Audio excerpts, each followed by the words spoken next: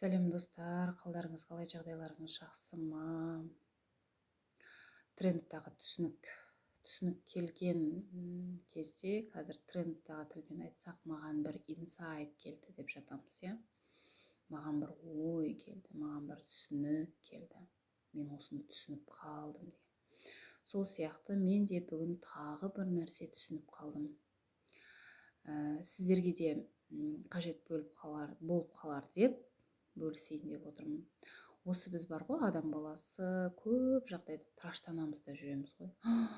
Анау менен озып кетті, анау менен жетіп алды, анау бизнесте үлгеріп кетті, анау бизнес жасап жатыр, мен қалып бара жатырмын.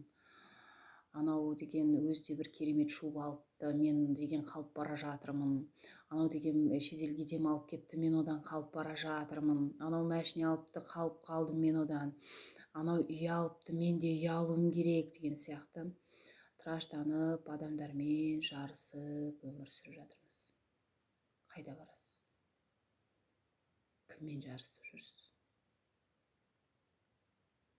Сіз өзіңізді дамытсаңыз, ол дүниелердің бәрі сізге келеді. Қай кезде? Сіз дайын болған кезде және сіз тыныштық сақтаған кезде. Ешкіммен жарыспай, шынымен жаныңыздың қалауы болған кезде, шынымен сіз оны қаласаңыз, ол міндетті түрде келеді. Ал енді жарысуға байланысты жаңа туған сәби, ойбай, мен анадан қалып баратырмын, мен мынадан қалып баратырмын десең, жаңадан туған сәбиге уақыт керек қой өсу үшін. Ол өзінің уақытында, дер кезінде туылып тұр ғой.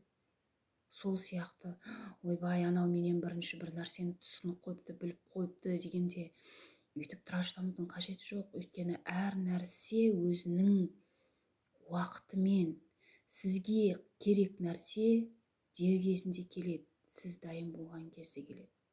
Сізге түсінік те, ой да, байлық та, бақыт та, атақ та, даңқ та сіз дайын болған кезде келеді. 1 минут кеш, 1 минут бұрын келмейді, дер кезінде келеді. Еш нәрсеге тыраштанбаңыздар. Тек қана өзімізді дамытып, тыныштық сақтап, өзімізге үңіліп, ешкіммен алыспай, жұлыспай, ешкіммен жарыспай, өзімізді өзіміз түсініп, сабамызға түскен кезде, саналы түрде өзімізді өзіміз ести бастаған кезде, тыңдай бастаған кезде барлық нәрсе келеді.